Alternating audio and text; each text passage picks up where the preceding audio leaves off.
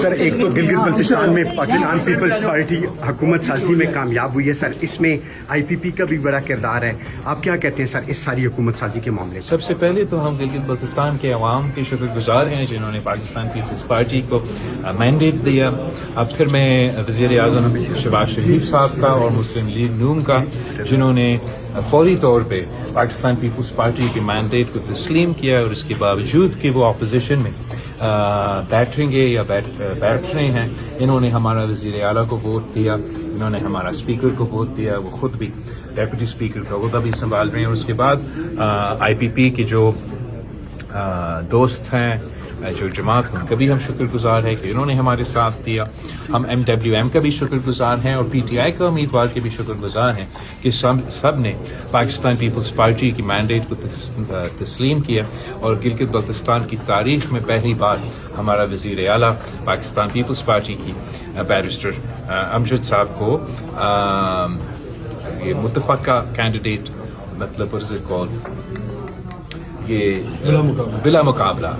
مقابلہ الیکٹ ہوا، اور انشاءاللہ تعالی ہم اسی انداز سے سب کے ساتھ مل کے گلگت بلتستان کے مسائل کا حل نکالیں گے. یسٹرڈے ایران میں پریزیڈنٹ پاکستان آئے ہیں، پاکستان ایران تعلقات بہتر ہوں گے، کیا سمجھتے ہیں اس سے ایران کے ساتھ تیل اور گیس کے حوالے سے یا دیگر چیزیں؟ جہاں تک بالکل ایران پریزیڈنٹ آیا تھا کل، اور یہ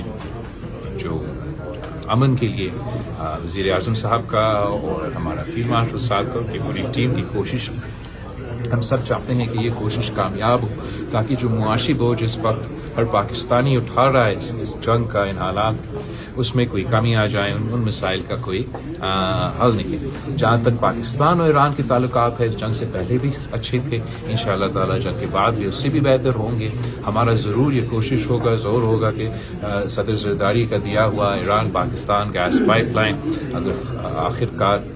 صدر زرداری نے یہ فیصلہ تب لیا جب ایران کے اوپر سخت پابندیاں ہوتی، اور وہ پابندیاں کے باوجود صدر زرداری نے پاکستان کا مفاد دیکھتے ہوئے یہ طے کیا کہ ہم نے یہ پائپ لائن بنا دیا، اور وہ پائپ لائن اب پہنچ چکا ہے پاکستان کی بارڈر تک. اور ہمارا امید ہے کہ جیسے ہی یہ مشکلات کا کمی ہو تو جو سب سے پہلے منصوبہ ہوگا جو حکومت پاکستان مکمل کرنا چاہے گا، جو حکومت ایران ختم کرنا چاہے گا، وہ Iran Pakistan gas pipeline. Sir جو ایران میں بولا تھا کہ جب مشکل میں ہوتے ہیں تو ہاتھ پکڑتے ہیں، اور جب مشکل سے نکل جاتے ہیں، جب مشکل میں ہوتے ہیں تو ہاتھ پکڑتے ہیں، جب مشکل سے نکل جاتے ہیں تو گلا پکڑتے ہیں. ہم نے بجٹ میں دیکھا کہ آپ کو بہت تحفظات ہیں، لیکن حکومت کا اپنے جو تھا وہ بار بار آپ کو منانے کے لیے آتی تھی، لیکن کشمیر کے حوالے سے آپ کے کافی تحفظات ہیں. پیپلز پارٹی کی جانب سے کہا گیا ہے کہ جو الیکشن ہے اس کو ملتوی کروایا جائے، جبکہ حکومت کی جانب سے شیڈول بھی جاری، مطلب ایک شیڈول جاری ہو گیا ہے، تو نون لیگ نے اپنے ٹکٹ بھی جاری کر دیے ہیں ارکان کو. تو اس پر آپ کیا کہتے ہیں کہ کشمیر کے حوالے سے پیپلز پارٹی کے تحفظات اس طریقے سے دور نہیں ہو رہے؟ جہاں تک گلا اور پاؤں پکڑنے کی بات ہے، یہ تو میرے الفاظ تھے ہی نہیں، تو پیر پگارا صاحب کے الفاظ تھے جو مجھے یاد آ رہا تھا. اس کے ساتھ ساتھ جہاں تک آزاد کشمیر کی بات ہے، بالکل صحیح ہے، ہر سیاسی جماعت کا، ہر پاکستانی کا، ہر کشمیری کا اعتراض ہے. ہم نہیں چاہتے ہیں کہ حالات جس حد تک بگڑ چکے ہیں آزاد کشمیر پہ، میں یہ دن نہیں دیکھنا چاہ رہا تھا کہ حکومت کا بھی، بالکل حکومت کا، ریاست کا بھی پالیسی بڑے واضح ہے، اور عوام کی بھی، اور جو یہ احتجاج کرنے والے گروپس ہیں ان کے جو ایشوز ہے وہ سامنے ہیں. ہم چاہتے ہیں، پیپلز پارٹی چاہتے ہیں کہ تمام مسئلے سیاسی انداز میں، سیاسی طریقہ کار سے حل کیا جائے. پاکستان پیپلز پارٹی نے نہ کل، نہ آج، نہ کبھی الیکشن کو پوسپون کرنا چاہتے ہیں یا الیکشن سے پیچھے ہٹنا چاہتے ہیں. ہم الیکشنز کروانا چاہتے ہیں. میں ابھی گلگت بلتستان سے جیت کے آیا ہوں. میں کیوں چاہوں گا کہ آزاد کشمیر کا الیکشن، جہاں پاکستان پیپلز پارٹی جیتنے کے پوزیشن میں ہے، کہ وہ الیکشن ڈیلے کیا جائے. مگر کشمیر کے مفاد، ان حالات کو ایڈریس کرنے کے لیے ہم نے صرف اتنا ریکویسٹ کیا کہ جو اسکیڈول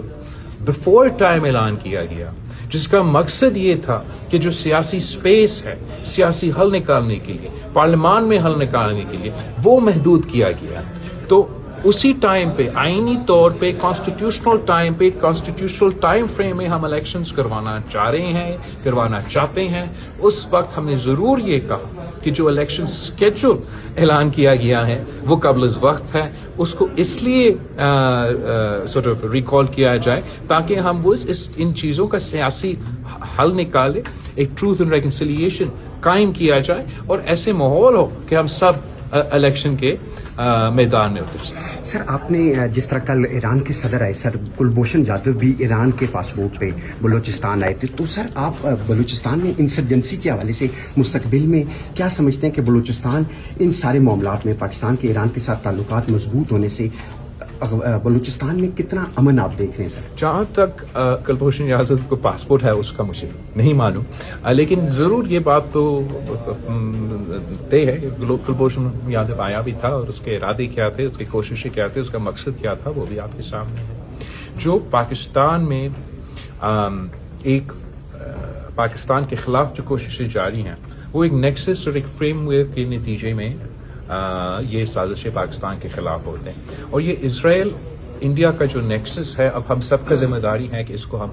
एक्सपोज करें। और एक्सपोज एक जगह जहाँ होता है वो हमारा बलूचिस्तान में होता है। वो कैसे? एक तो जैसे आप कह रहे हैं कि कुलभूषण यादव वहाँ पकड़ा जाता है, पिकनिक करने के लिए तो नहीं आया, इन्हीं तंजीमों को, इन्हीं अलहदगी परस्त दहशतगर्दों को सपोर्ट करने के लिए आया था। और जब इजराइल का जंग हुआ ईरान